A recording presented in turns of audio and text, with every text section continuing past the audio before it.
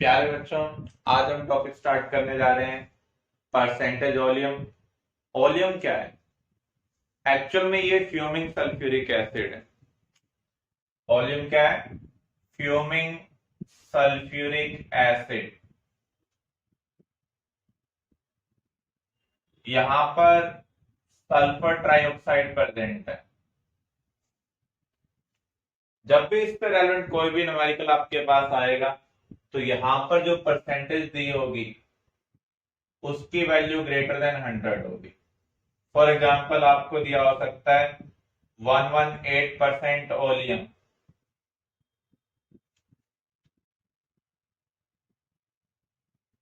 हमें निकालना है percentage of free sulphur trioxide in the sample.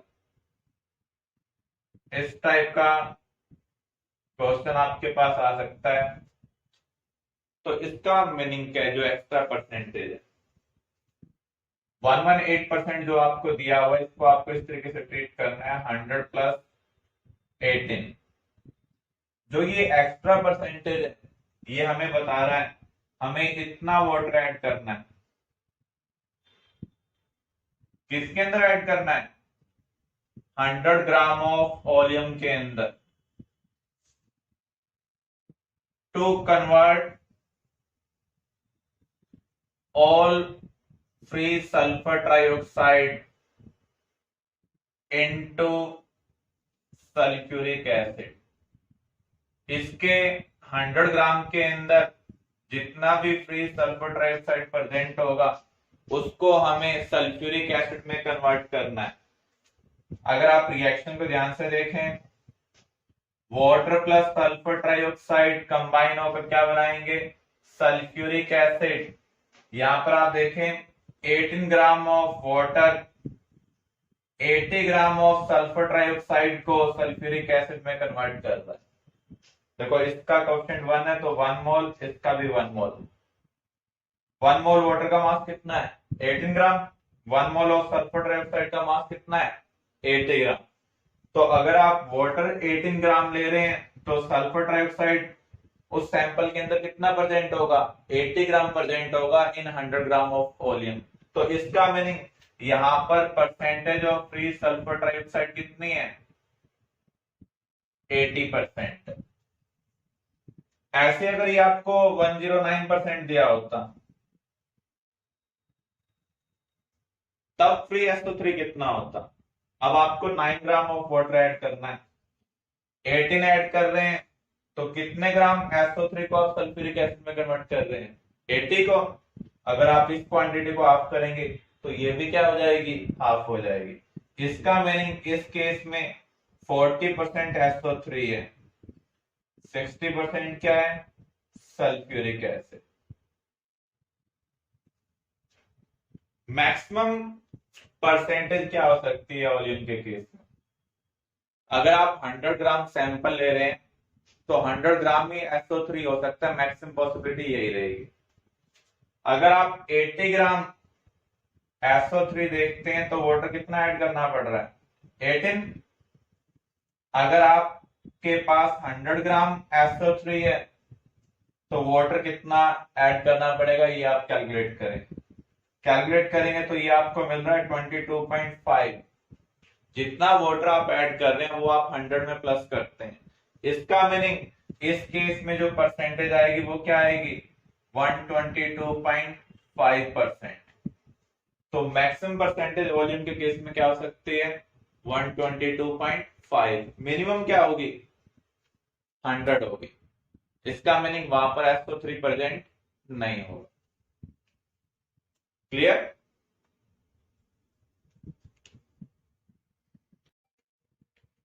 Next topic volume strength of H2O2। Volume strength का meaning क्या है?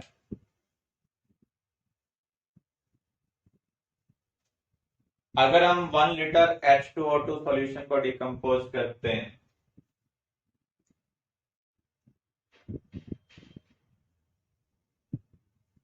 हमें 10 लीटर ऑक्सीजन मिलनी चाहिए। किस कंडीशन में? एसटीपी कंडीशन में। तो ये वॉल्यूम स्ट्रेंथ को रिप्रेजेंट कर रहा है। अगर हमने इसको 1 ml लिया तो ये क्या होगा, 10 ml होगा। वॉल्यूम स्ट्रेंथ को हमें रिलेट करना है नॉर्मेलिटी के साथ, मोलैरिटी के साथ। इनकी नॉर्मेलिटी और मोलैरिटी के साथ क्या रिलेशनशिप है ये हमें निकालनी है। तो यहां पर हम रिएक्शन को देखें, H2O2 डिकम्पोज होकर वाटर प्लस ऑक्सीजन प्रोवाइड कर रहा है। हमने इस रिएक्शन को बैलेंस कर लिया है। अगर आप ध्यान से देखें यहां पर 1 mole of H2O2 half mole of O2 produce कर रहा है एट STP। तो यहां पर 1 मोल का मास कितना होगा, 34 ग्राम। 1 मोल O2 का वॉल्यूम क्या होगा STP कंडीशन में, 11.2 लीटर। तो अगर आप रिलेशनशिप को ध्यान से देखें, 11.2 litre of O2 produced by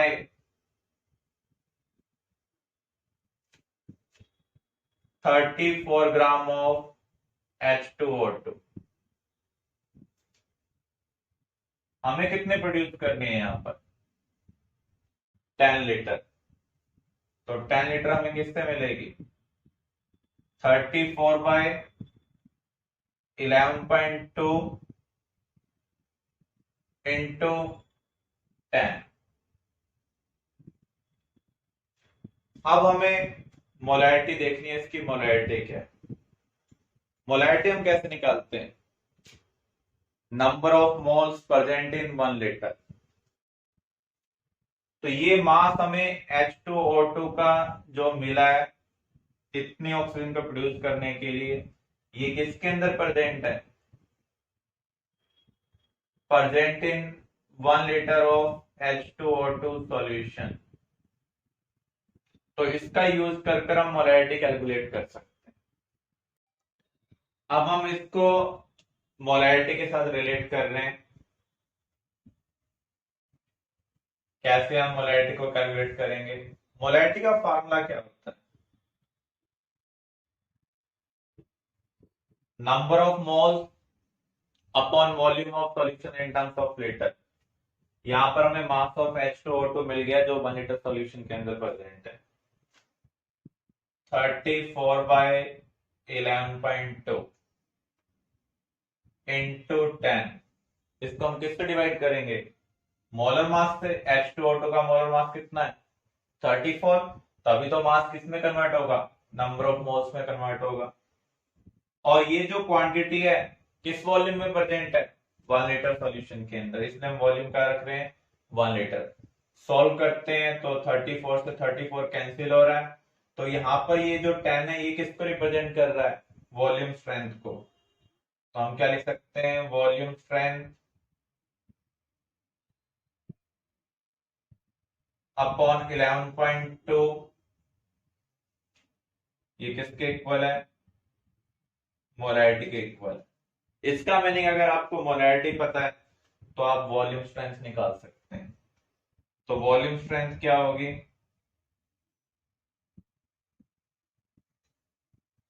11.2 into molarity. अगर आपको नॉर्मेलिटी बताओ,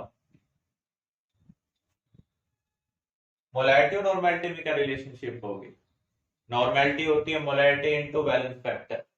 और H2O2 का बैलेंस फैक्टर क्या है, यहां पर ऑक्सीडेशन स्टेट -1 से कहां पर जा रही है, 0 में जा रही है। एक ऑक्सीजन के लिए 1 का डिफरेंस है, 2 ऑक्सीजन के लिए 2 का डिफरेंस होगा। इसका मीनिंग इसका बैलेंस फैक्टर क्या है, 2 है। या फिर हम इसके पॉइंट ऑफ व्यू से भी देख सकते हैं, यहाँ ऑक्सीजन की ऑक्सीडेशन स्टेट क्या है, -2। -1 से -2, एक ऑक्सीजन के लिए 1 का डिफरेंस, 2 ऑक्सीजन के लिए 2 का डिफरेंस। तो यहां पर इसका बैलेंस फैक्टर क्या है, 2। तो मोलैरिटी क्या होगी, नॉर्मेलिटी अपॉन बैलेंस फैक्टर। यहां पर बैलेंस फैक्टर 2 है, सॉल्व कर रहे हैं तो ये आपको क्या मिल रहा है, 5.6 इंटू नॉर्मेलिटी। तो आप डायरेक्टली ये रिलेशनशिप याद रख सकते हैं, वॉल्यूम स्ट्रेंथ होगी 11.2 इंटू मोलैरिटी या फिर 5.6 इंटू नॉर्मेलिटी। मोस्टली एग्जाम में हमें मोलैरिटी या नॉर्मेलिटी दी होती है, वॉल्यूम स्ट्रेंथ निकालना होता है। तो इस रिलेशनशिप का यूज कर हम डायरेक्टली इसको डिटरमाइन कर सकते हैं। अगर आपको परसेंटेज स्ट्रेंथ निकालनी पड़ जाए इस केस में, परसेंटेज स्ट्रेंथ का मीनिंग क्या है? Mass of H2O2 in 100 gram of solution, या फिर हम ले लें 100 मिलीलीटर ऑफ सॉल्यूशन, क्योंकि परसेंटेज स्ट्रेंथ कई टाइप की हो सकती है, mass by mass, mass by volume. जब डेंसिटी से रिलेटेड इंफॉर्मेशन नहीं दी हो तो हम मास बाय वॉल्यूम भी ले सकते हैं। तो यहां पर हम इसको नॉर्मेलिटी के साथ कैसे रिलेट करें या मोलैरिटी के साथ कैसे रिलेट करें? अगर हम मोलैरिटी को मोलर मास से मल्टीप्लाई करते हैं तो हमें मिलेगा mass of H2O2 present in 1 litre solution.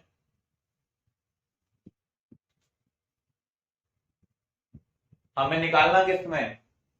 100 ml। इसका मीनिंग वॉल्यूम हमें 1/10 करना है, तो क्वांटिटी भी क्या हो जाएगी? 1/10 हो जाएगी। तो अगर आपको परसेंटेज स्ट्रेंथ कैलकुलेट करनी है तो molarity into molar mass by 10, और H2O2 का मोलर मास कितना है? 34। नॉर्मेलिटी से निकालना हो तो नॉर्मेलिटी से भी हम निकाल सकते हैं, normality into equivalent mass of H2O2। ये भी हमें बता रहे कि ये मास 1 लीटर सॉल्यूशन के अंदर प्रेजेंट है, हमें निकालना है 100 ml में।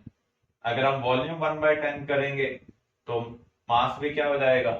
1/10 होगा। तो ये प्रेजेंट है 100 मिलीलीटर ऑफ सॉल्यूशन के अंदर। तो इस तरीके से हम परसेंटेज स्ट्रेंथ निकाल सकते हैं। वॉल्यूम स्ट्रेंथ निकालनी हो मोलैरिटी का यूज कर तो आपको ये रिलेशनशिप ध्यान रखनी हो, नॉर्मेलिटी का यूज करना हो तो ये रिलेशनशिप यूज करनी है। क्लियर? आपको एक H2O2 सैंपल दिया हुआ जिसकी स्ट्रेंथ क्या दी हुई है? 20 वॉल्यूम स्ट्रेंथ। 20 का मीनिंग क्या है? 20 volume strength. Using this information, we have to determine molarity and percentage strength of H2O2 solution. अभी हमने रिलेशनशिप स्टडी की थी, हम उसी का यूज करेंगे। रिलेशनशिप क्या थी?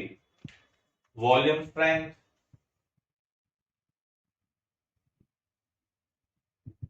कैसे मिलेगी आपको? 11.2 इंटू मोलैरिटी। तो मोलैरिटी क्या होगी? Volume strength by 11.2, 20 by 11.2, approximately 1.9 आपको इसका आंसर मिलेगा। दूसरी चीज आपको क्या कैलकुलेट करनी है? Percentage strength. हमें क्या करना है इस केस में? मोलैरिटी को मोलर मास से मल्टीप्लाई करना है और डिवाइड किससे करना है? 10 से। तो मोलैरिटी आपके पास है 20 बाय 11.2, मोलर मास कितना है? 34, इसको 10 से डिवाइड करना है और ये हमें सॉल्व करना है। इस तरीके से हम परसेंटेज स्ट्रेंथ कैलकुलेट कर सकते हैं।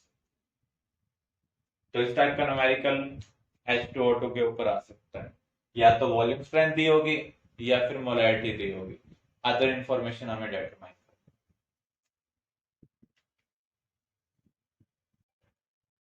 Next topic, hardness of water.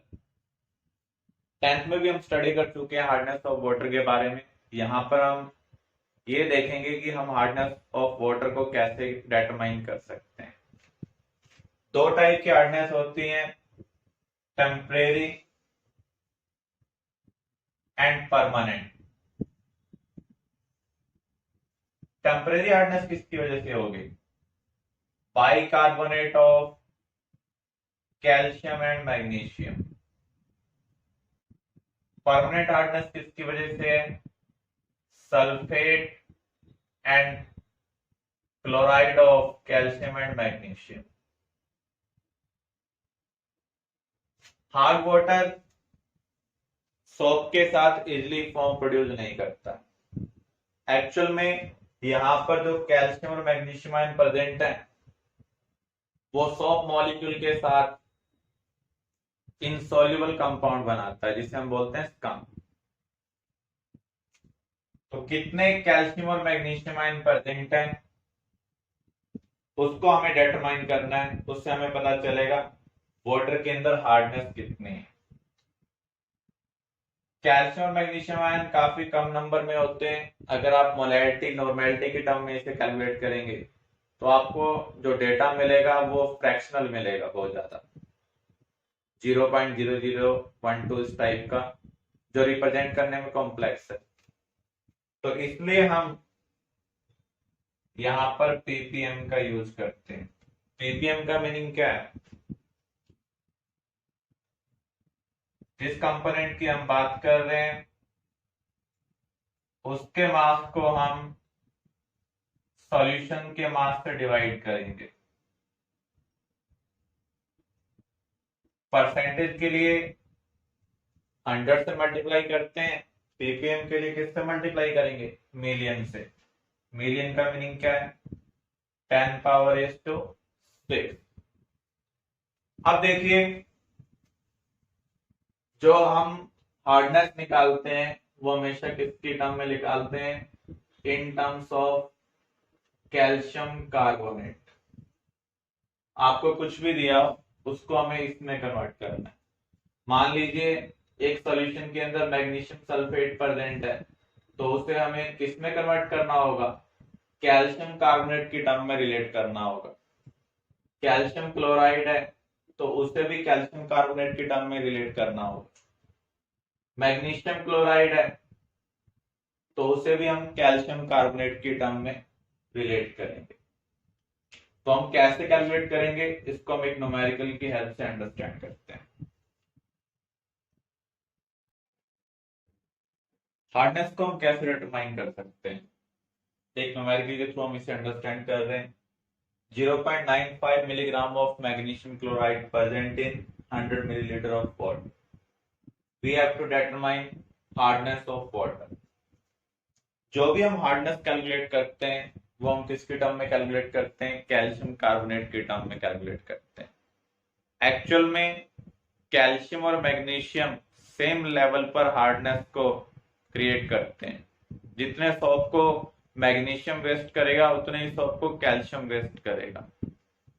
तो यहां पर हम जो कैलकुलेशन परफॉर्म कर रहे हैं वो कैल्शियम कार्बोनेट के टर्म में परफॉर्म करेंगे। केमिकली हम देखें according to valency 1 mole of magnesium chloride equivalent to 1 mole of calcium carbonate. Actual में हम कैल्शियम और मैग्नीशियम आयन को कैल्शियम कार्बोनेट और मैग्नीशियम कार्बोनेट में कन्वर्ट कर देते हैं। कार्बोनेट वाटर में इनसॉल्युबल होते हैं तो कितना प्रेसिपिटेट बना हुआ है उसके बिहाफ पर हम ये कैलकुलेशन परफॉर्म कर सकते हैं। तो यहां पर हम मैग्नीशियम कार्बोनेट को कैल्शियम कार्बोनेट के इक्विवेलेंट कह रहे हैं। 1 मोल ऑफ मैग्नीशियम क्लोराइड का मास कितना होगा? Magnesium 24, chlorine 35.5। सोल्व कर रहे हैं तो ये आपको मिल रहा है 95 ग्राम। तो हम क्या कह सकते हैं? 95 gram of magnesium chloride equivalent to, इसका मोलर मास कितना है? कैल्शियम 40, कार्बन 12, ऑक्सीजन 16, 100 आपको इसका मोलर मास मिल रहा है। अगर हमारे पास 95 ग्राम ऑफ मैग्नीशियम क्लोराइड है तो उसके equivalent 100 gram of calcium carbonate होगा। अगर मैं इससे मिलीग्राम करता हूं तो ये भी किस में कन्वर्ट हो जाएगा? मिलीग्राम में कन्वर्ट हो जाएगा। तो यहां पर अगर आप देखें क्या दिया हुआ है? 0.95। तो अगर हम यहाँ पर 0.95 मिलीग्राम ले रहे हैं तो यहाँ पर हम क्या लेंगे, इसको 1/100 किया तो इसको भी क्या करना होगा 1/100। तो ये किसके इक्विवेलेंट है, 1 मिलीग्राम ऑफ कैल्शियम कार्बोनेट के इक्विवेलेंट है। अब देखिए हमें हार्डनेस कैलकुलेट करनी है और हार्डनेस हम पीपीएम की फॉर्म में कैलकुलेट करते हैं। तो यहां पर हमें क्या लेना है, मास ऑफ कैल्शियम कार्बोनेट। नीचे या तो मास ऑफ सॉल्यूशन लेंगे या फिर वॉल्यूम ऑफ सॉल्यूशन। यहां पर मास ऑफ सॉल्यूशन नहीं है, वॉल्यूम ऑफ सॉल्यूशन है। यहां पर सॉल्वेंट के एक्चुअल में मास दिया होगा और यहाँ पर जो सॉल्यूट है उसका अमाउंट सॉल्वेंट के कंपैरिजन में नेग्लिजिबल है। तो हम volume of solution equivalent to क्या ले रहे हैं, volume of solvent.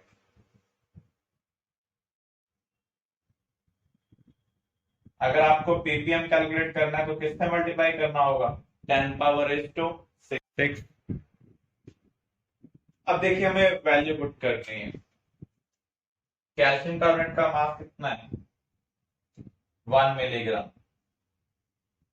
Volume of solution, और यहां पर हम उसको किसके इक्वल कह सकते हैं, वॉल्यूम ऑफ सॉल्वेंट के, क्योंकि यहां पर सॉल्यूट का अमाउंट नेग्लिजिबल है, 100 मिलीलीटर। पीपीएम कैलकुलेट करने के लिए हम किससे मल्टीप्लाई करेंगे, 10⁻⁶ से। सॉल्व कर रहे हैं तो आपको क्या मिल रहा है, 10⁻⁴ पीपीएम। तो जब भी आपके पास हार्डनेस कैलकुलेट करने के लिए कोई भी केस है, जैसे मैग्नीशियम क्लोराइड दिया हुआ है, मैग्नीशियम सल्फेट दिया हो, मैग्नीशियम बाइकार्बोनेट दिया हुआ है, सबको रिलेट करना है किससे, कैल्शियम कार्बोनेट के टर्म। तो यहां पर जैसे हमने रिलेट किया 95 gram of magnesium chloride equivalent to 100 gram of calcium carbonate, क्योंकि यहाँ पर एक मैग्नीशियम एक कैल्शियम के इक्वलेंट है। तो 1 मोल ऑफ मैग्नीशियम क्लोराइड किसके इक्वलेंट होगा, 1 मोल ऑफ कैल्शियम कार्बोनेट के। इसी तरीके से हम अदर केस में रिलेशनशिप बनाएंगे और फाइनली हम पीपीएम वैल्यू कैलकुलेट करेंगे। इस तरीके से हम हार्डनेस ऑफ वाटर को कैलकुलेट कर सकते हैं। क्लियर।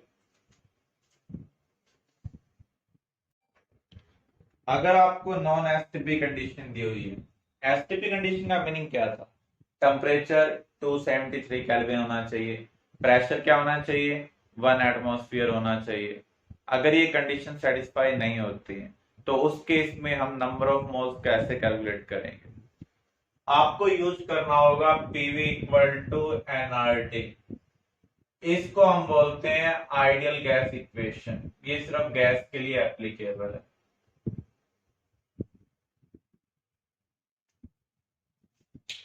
जो भी प्रेशर आपको दिया हो उसको यहां पर आप पुट कर लें, गिवन वॉल्यूम को पुट कर लें। टेम्परेचर हमें केल्विन में लेना है हमेशा, और यहां पर गैस कांस्टेंट है, इसकी वैल्यू 0.0821 होगी। अगर हम प्रेशर किसके टर्म में ले रहे हैं, एटमॉस्फेयर के टर्म में, टेम्परेचर केल्विन के टर्म में, वॉल्यूम लीटर के टर्म में, इसकी वैल्यू 0.0831 होगी। अगर हम प्रेशर किस में ले रहे हैं, बार में, टेम्परेचर केल्विन में, वॉल्यूम लीटर में, तो आर की वैल्यू हम ये पुट कर सकते हैं, आपको गिवन क्या है उसके ऊपर। अब देखिए प्रेशर हमें कभी एटमॉस्फेयर दिया हुआ, कभी मिलीमीटर दिया हुआ, कभी सेंटीमीटर दिया हुआ। आपको कुछ रिलेशनशिप याद रखनी है। 1 एटमॉस्फेयर 76 सेंटीमीटर ऑफ मर्करी के इक्वल है। अगर हम मर्करी कॉलम की हाइट 76 सेंटीमीटर कर दें तो उसका प्रेशर क्या होगा, 1 एटमॉस्फेयर होगा। अगर आपको सेंटीमीटर को एटमॉस्फेयर में कन्वर्ट करना है तो आप किससे डिवाइड करेंगे, 76 से डिवाइड करेंगे। मिलीमीटर के टर्म में होता है 760 मिलीमीटर ऑफ मर्करी। प्रेशर के लिए हम एक और यूज करते हैं टोर, तो 1 एटमॉस्फेयर किसके इक्वल है? 760 टोर के इक्वल होता है। तो जब भी आपको नॉन एसटीपी कंडीशन दी हो तो आप इसका यूज कर सकते हैं। दूसरी चीज आप ये भी कह सकते हैं P1V1 upon T1 equal to P2V2 upon T2। ये कब एप्लीकेबल होगा? जब क्लोज कंटेनर।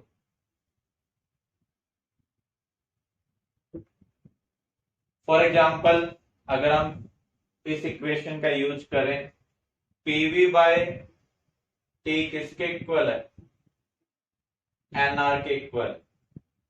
आर एक कांस्टेंट है, एन तभी कांस्टेंट होगा, गैस के नंबर ऑफ मोल्स तभी कांस्टेंट होंगे जब कंटेनर क्या हो? क्लोज्ड हो।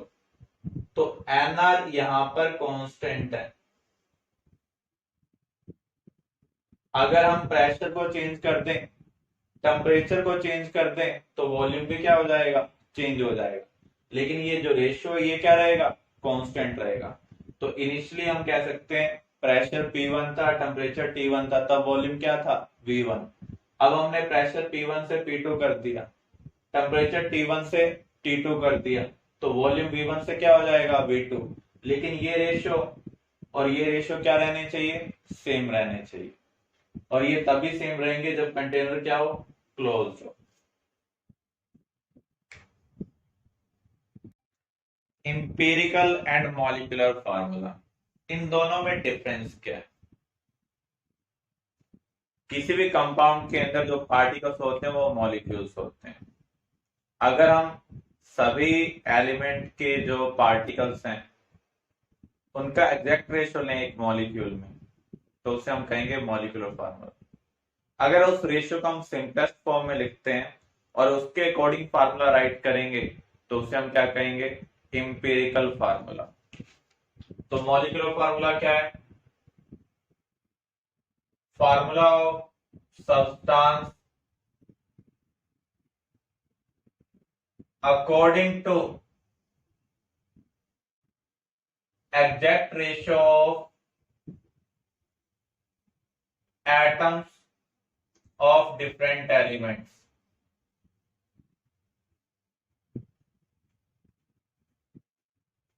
in a molecule। एक मॉलिक्यूल में जो भी डिफरेंट एलिमेंट्स के एटम्स प्रेजेंट होंगे उसका हमें एग्जैक्ट रेशियो लेना है। और ये किसके अकॉर्डिंग है? सिंपलेस्ट रेशियो के अकॉर्डिंग।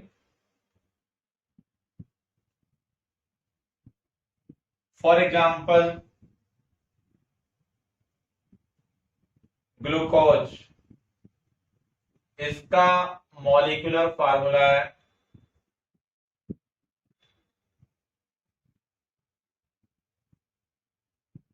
C6H12O6। इसका मीनिंग यहाँ पर जो कार्बन हाइड्रोजन ऑक्सीजन का जो मोलर रेशियो है वो क्या है? 6:12:6 है और ये एग्जैक्ट रेशियो है। अगर हम इस रेशियो को सिंपलेस्ट करना चाहें तो हम किससे डिवाइड कर सकते हैं? 6 से डिवाइड कर सकते हैं। अगर आप इस रेशियो को 6 से डिवाइड करेंगे तो आपको क्या मिलेगा? 1:2:1। इसके अकॉर्डिंग जो फार्मूला होगा दैट इज एम्पेरिकल फार्मूला। तो यहां पर एम्पेरिकल फार्मूला क्या होगा? CH2O। मॉलिक्यूलर फार्मूला और एम्पेरिकल फार्मूला सेम हो भी सकता है। अगर आप कार्बन डाइऑक्साइड के लिए कंसिडर करें, यहां पर कार्बन ऑक्सीजन का रेशियो 1:2 एग्जैक्ट, तो ये मॉलिक्यूलर फार्मूला है। इस रेशियो को आप इससे ज्यादा सिंप्लीफाई नहीं कर सकते हैं, तो यही क्या होगा? इसका एम्पेरिकल फार्मूला होगा। क्लियर? मॉलिक्यूलर फार्मूला और एम्पेरिकल फार्मूला में रिलेशनशिप क्या है? अगर आप यहां पर कंपेयर करें, मॉलिक्यूलर फार्मूला एम्पेरिकल फार्मूला का कुछ टाइम्स है। कितने टाइम्स है? यहां पर ये इसके कंपैरिजन में 6 टाइम्स है। अगर मैं इसको 6 से मल्टीप्लाई करता हूं तो C6H12O6 हो जाएगा। तो हम क्या कह सकते हैं? मॉलिक्यूलर फार्मूला और एम्पेरिकल फार्मूला में क्या रिलेशनशिप है? Molecular formula equal to n into empirical formula. n आपको ध्यान रखना है फ्रैक्शनल नहीं होना चाहिए, ये क्या होना चाहिए, होल नंबर होना चाहिए। क्लियर?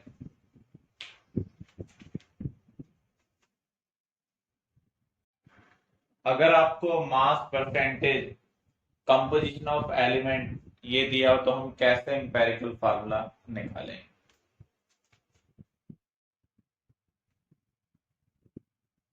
सबसे पहले आपको क्या करना है, check sum of mass percentage. जितने भी एलिमेंट्स दिए हुए हैं सबकी मास परसेंटेज का आप सम करते हैं। अगर ये 100 के इक्वल नहीं है, 99.99 कुछ नहीं है इस टाइप में, 100 के बिल्कुल नियर नहीं आ रहा है, तो उस केस में आपको ध्यान रखना है जो रिमेनिंग परसेंटेज है किससे बिलोंग करेगी, ऑक्सीजन से बिलोंग करेगी। अब आपको क्या करना है,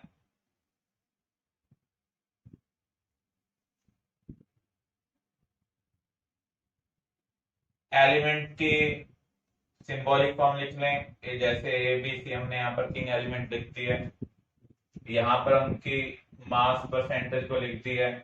अगर मास रेशियो दिया हुआ है तो मास रेशियो लिखेंगे। मास रेशियो के केस में आपको ये परफॉर्म करने की जरूरत नहीं, लेकिन अगर मास परसेंटेज दी हो तो उस केस में आपको ये चेक करना पड़ेगा। अब मास परसेंटेज और मास रेशियो को हमें किस में कन्वर्ट करना है, मोलर रेशियो में कन्वर्ट करना है। कैसे करेंगे, मान लो ये आपको दिया हुआ है 10, ये 30 और ये 60। अब आप मास को मोल में कैसे कन्वर्ट करते हैं, आप गिवन मास को मोलर मास से डिवाइड करेंगे। एलिमेंट के लिए मोलर मास क्या होता है, एटॉमिक मास। तो यहां हम 10 को डिवाइड करेंगे मोलर मास ऑफ एलिमेंट ए, मान लीजिए वो मोलर मास क्या है, x है। ऐसे ही इस केस में हम 30 को डिवाइड करेंगे मोलर मास ऑफ बी, तो यहां पर mass of B divided by molar mass of D, हमने यहाँ पर y यूज कर लिया।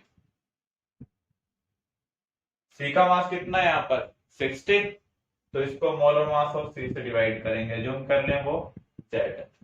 अब हम इसको किसमें कन्वर्ट कर देंगे, सिंपलेस्ट मोलर रेशियो में।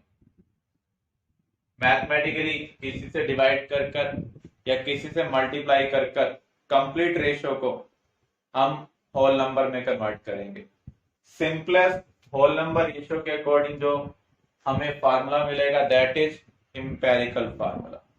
तो इस तरीके से हम इंपेरिकल फार्मूला को डिटरमाइन कर सकते हैं। अगर आपको मॉलिक्यूलर फार्मूला निकालना है, मान लो यहाँ पर रेशियो आया 1:2:3, तो इंपेरिकल फार्मूला क्या होगा, इसके अकॉर्डिंग इंपेरिकल फार्मूला होना चाहिए AB2C3। अगर आपको मॉलिक्यूलर फार्मूला निकालना है तो आप कैसे निकालेंगे, मॉलिक्यूलर फार्मूला निकालने के लिए आपको n कैलकुलेट करना पड़ेगा। जब भी इससे एलिमेंट न्यूमेरिकल आएगा तो आपको मॉलिक्यूलर मास दिया होगा। इंपेरिकल फार्मूला मास आप इस फार्मूला का यूज करके कैलकुलेट कर सकते हैं, तो इसको हम डिवाइड कर देंगे इंपेरिकल फार्मूला मास से। मान लीजिए ये 200 है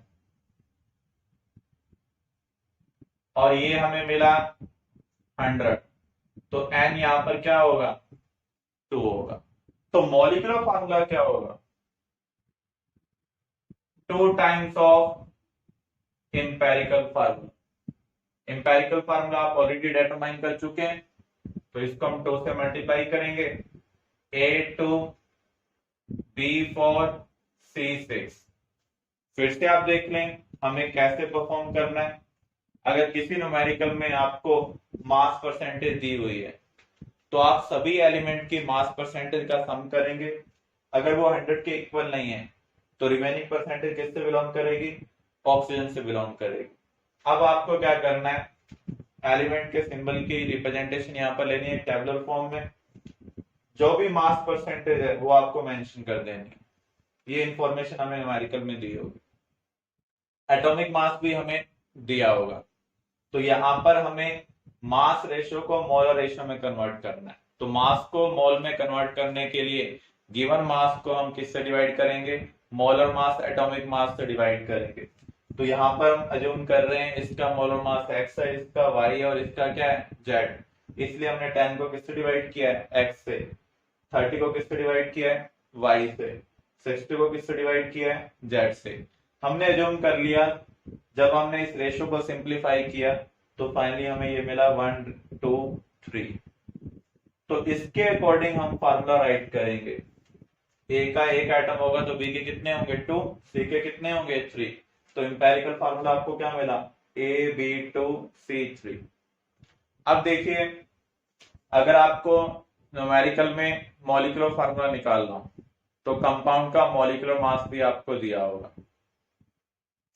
अब आप उसका यूज कर एन निकालेंगे। एन निकालने का फार्मूला क्या है? Molecular mass divided by empirical formula mass. क्योंकि अभी आपने रिलेशनशिप पढ़ी थी, molecular formula equal to n into empirical formula. तो अगर आपको एन कैलकुलेट करना है तो मॉलिक्यूलर मास को हम इंपेरिकल फार्मूला मास से डिवाइड कर देंगे। मान लीजिए क्वेश्चन में आपको ये 200 दिया हुआ है और इंपेरिकल फार्मूला मास हम यहां से कैलकुलेट कर रहे हैं, वो आपको 100 मिला। अगर आपको एलिमेंट का एटॉमिक मास पता है तो इस फार्मूला का यूज कर हम एम्पेरिकल फार्मूला मास कैलकुलेट कर सकते हैं। हमने n की वैल्यू निकाल ली, कितनी आई है? 2। अब आप मॉलिक्यूलर फार्मूला को किस में कन्वर्ट करना चाहते हैं? एम्पेरिकल फार्मूला में कन्वर्ट करना चाहते हैं। तो आप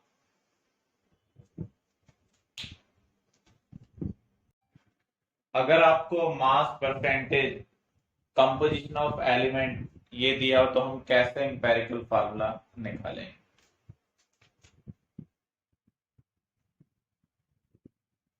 सबसे पहले आपको क्या करना है? Check sum of mass percentage. जितने भी एलिमेंट्स दिए हुए हैं सबकी मास परसेंटेज का आप सम करते हैं। अगर ये 100 के इक्वल नहीं है, 99.99 कुछ नहीं है इस टाइप में, 100 के बिल्कुल नियर नहीं आ रहा है, तो उस केस में आपको ध्यान रखना है जो रिमेनिंग परसेंटेज है किससे बिलोंग करेगी? ऑक्सीजन से बिलोंग करेगी। अब आपको क्या करना है?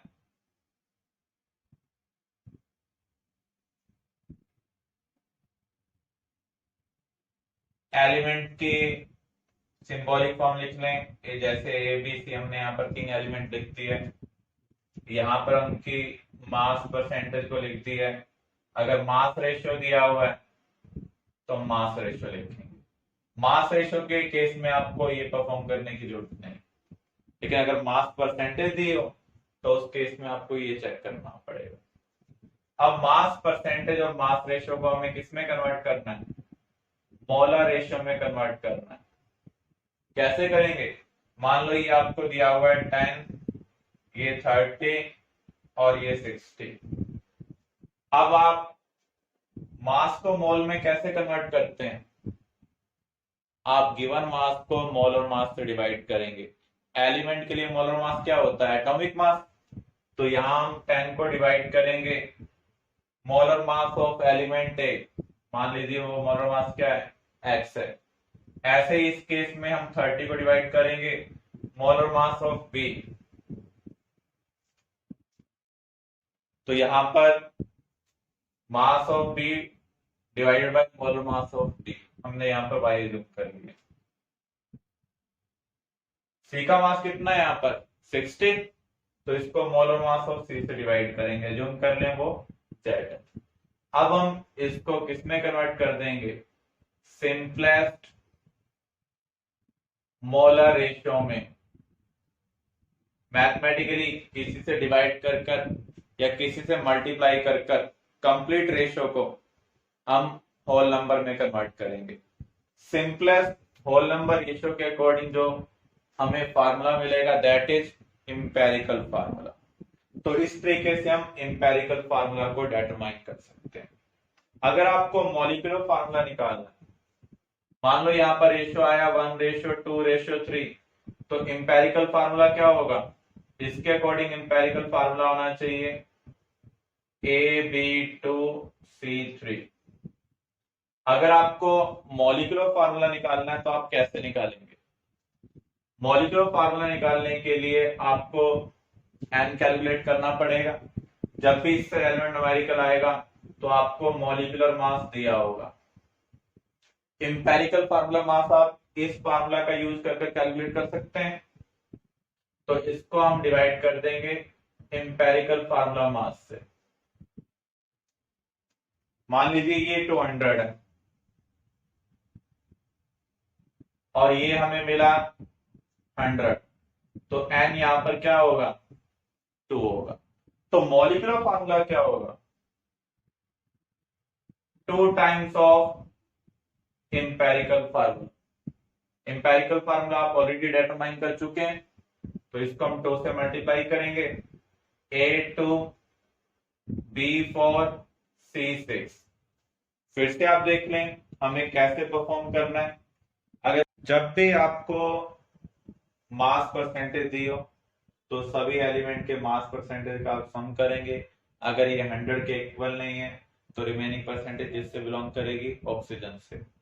आप सभी एलिमेंट का सिंबॉलिक रिप्रेजेंटेशन लिखेंगे, उसके सामने मास परसेंटेज या मास रेशियो जो आपको दिया हुआ है वो लिखेंगे। अगर आपको मास रेशियो दिया हुआ है तो ये स्टेप परफॉर्म नहीं करना है आपको, डायरेक्टली हम इस पर आएंगे। अब आपको मास को मोल में कन्वर्ट करना है। मास को मोल में कन्वर्ट करने के लिए गिवन मास को हम एटॉमिक मास से डिवाइड करेंगे। तो यहाँ हम 10 को इसके एटॉमिक मास से डिवाइड कर रहे हैं जो हमने ज्यूम किया है x, 30 को इसके एटॉमिक मास से डिवाइड कर रहे हैं, 60 को इसके एटॉमिक मास से डिवाइड किया जो हमने y और z ज्यूम किया रिस्पेक्टिवली। अब हमने इसको सोल्व कर लिया है, सिंपलेस्ट मोलर रेशियो में कन्वर्ट कर लिया है मैथमेटिकली सूटेबल नंबर से मल्टीप्लाई और डिवाइड कर कर। तो ये हमें मिला 1 2 3। इसके अकॉर्डिंग जो फार्मूला होगा दैट इज इंपेरिकल फार्मूला। अब देखें अगर हमें मॉलिक्यूलर फार्मूला कैलकुलेट करना है तो हमें एन कैलकुलेट करना होगा। एन हम कैसे कैलकुलेट करेंगे, मॉलिक्यूलर मास जो आपको दिया हुआ है उसको इंपेरिकल फार्मूला मास से डिवाइड करेंगे जो हम यहाँ से कैलकुलेट करेंगे। हमने जो किया यहाँ पर एन की वैल्यू क्या आ रही है, 2। अगर हमें मॉलिक्यूलर फार्मूला कैलकुलेट करना है तो इंपेरिकल फार्मूला को इस नंबर से मल्टीप्लाई करना होगा, जो हमने मल्टीप्लाई किया। यहाँ पर ये आपको क्या मिल रहा है, 2 टाइम्स ऑफ दिस A2B4C6। इस तरीके से हम इससे रेलेवेंट न्यूमेरिकल को सॉल्व कर सकते हैं।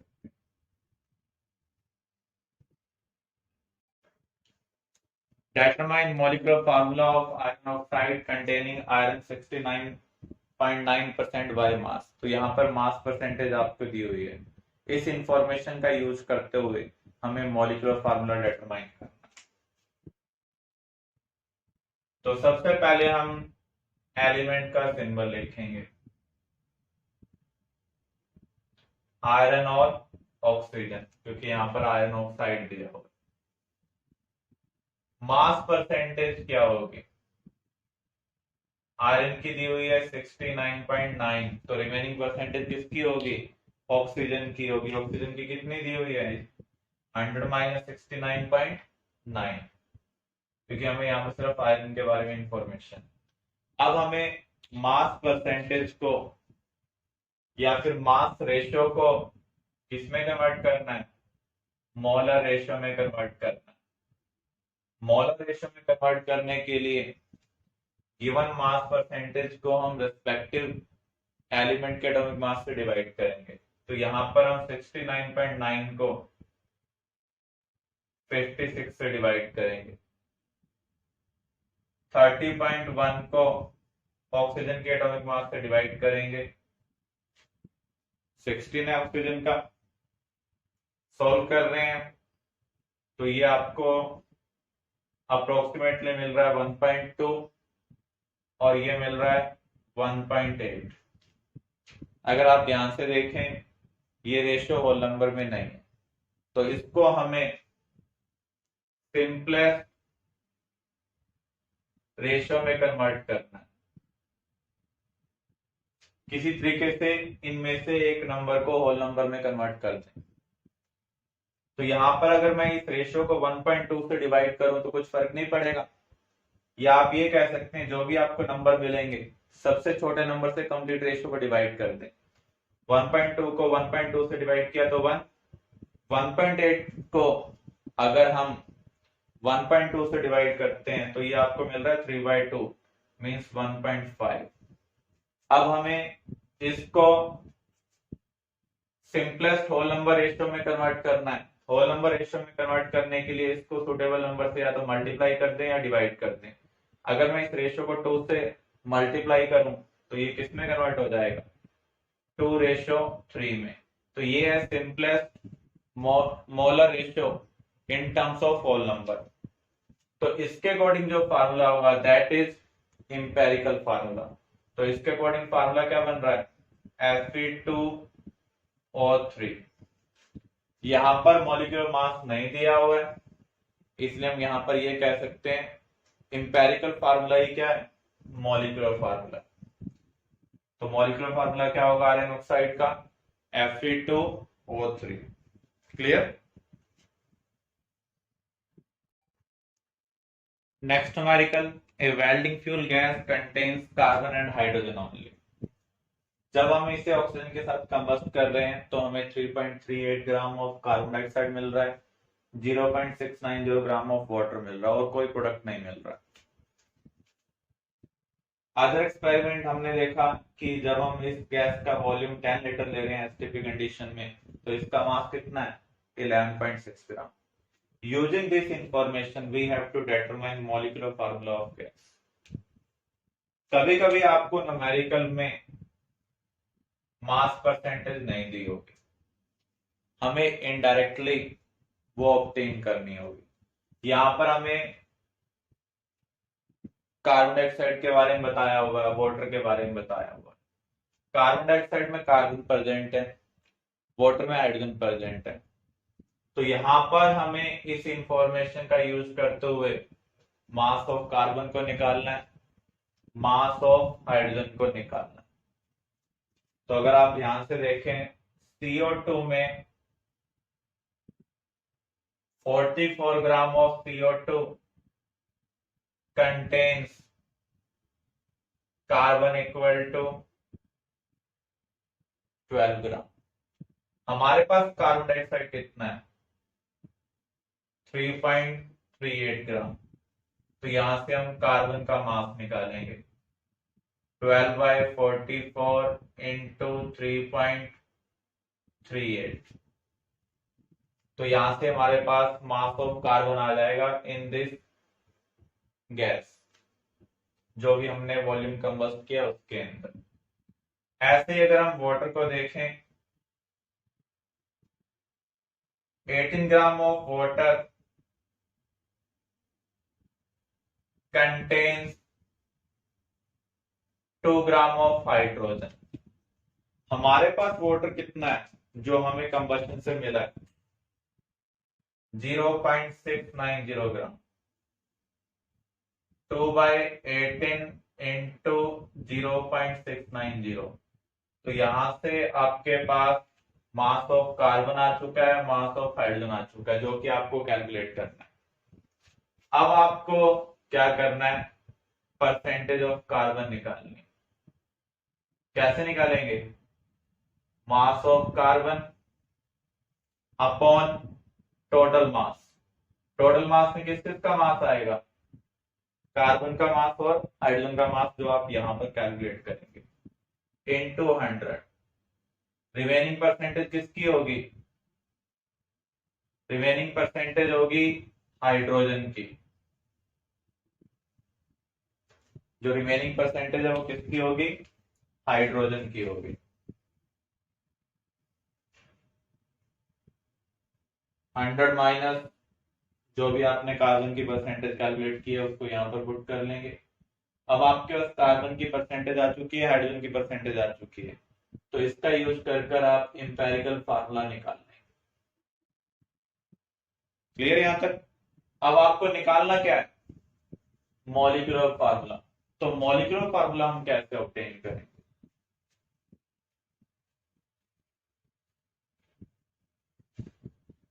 मॉलिक्यूलर फार्मूला निकालने के लिए आपको एन कैलकुलेट करना पड़ेगा। एन हम कैसे कैलकुलेट करेंगे? मॉलिक्यूलर फार्मूला मास को हम डिवाइड कर दें एम्पेरिकल फार्मूला मास से। एम्पेरिकल फार्मूला मास क्या होगा? कार्बन एक है तो 12, हाइड्रोजन एक है तो 1, तो 12 + 1 13। अब हमें न्यूमेरिकल में चेक करना पड़ेगा मॉलिक्यूलर फार्मूला मास क्या है। अगर हम स्टेटमेंट को रीड कर रहे हैं तो यहाँ पर मॉलिक्यूलर मास नहीं दिया हुआ है, इसका मीनिंग हमें इनडायरेक्टली मॉलिक्यूलर मास कैलकुलेट करना पड़ेगा। यहाँ पर आपको एक स्टेटमेंट दी हुई है, 10 litre of gas at STP, इसका मास कितना है? 11.6। यूजिंग दिस इंफॉर्मेशन हम मॉलिक्यूलर मास कैलकुलेट कर सकते हैं, क्योंकि आपको पता है 1 मोल गैस का वॉल्यूम कितना होता है एसटीपी कंडीशन में? 22.4 लीटर, और उसके मास को हम क्या कहेंगे? मॉलिक्यूलर मास कहेंगे। तो हम यहां से इसको रिलेट कर रहे हैं, 10 लीटर ऑफ गैस का मास कितना है? 11.6 ग्राम। हमें निकालना किसका है? 22.4 लीटर का। 11.6 बाय 10 इंटू 22.4 सॉल्व कर रहे हैं, अप्रोक्सीमेटली आपको 26 मिल रहा है। इसको हम यहाँ पर पुट कर देते हैं, तो n की वैल्यू यहाँ पर आपको क्या मिल रही है? 2 मिल रही है। तो यहाँ पर हमें अब मॉलिक्यूलर फार्मूला निकालना है। तो मॉलिक्यूलर फार्मूला क्या होगा? n into empirical formula. n हमने कैलकुलेट किया है 2, एम्पेरिकल फार्मूला हमने ज्यूम किया था CH, तो मॉलिक्यूलर फार्मूला क्या बन रहा है? C2H2। तो जब आपको ये बताया हो कि केमिकल प्रोसेस से ये प्रोडक्ट बने, तो वहां से आप एलिमेंट की परसेंटेज कैलकुलेट कर सकते हैं। पहले हम यहाँ पर मास ऑफ एलिमेंट निकाल रहे हैं, कार्बन का, मास ऑफ हाइड्रोजन निकाल रहे हैं। एलिमेंट का मास निकालने के बाद हम उनकी परसेंटेज कैलकुलेट कर सकते हैं, और परसेंटेज कैलकुलेट करने के बाद हम इंपेरिकल फार्मूला डिटरमाइन कर लेंगे, जो हमने पहले प्रोसीजर फॉलो किया था। उसके बाद हम एन कैलकुलेट करेंगे। एन कैलकुलेट करने के बाद हम क्या कैलकुलेट कर सकते हैं? मॉलिक्यूलर फार्मूला डिटरमाइन कर सकते हैं। क्लियर?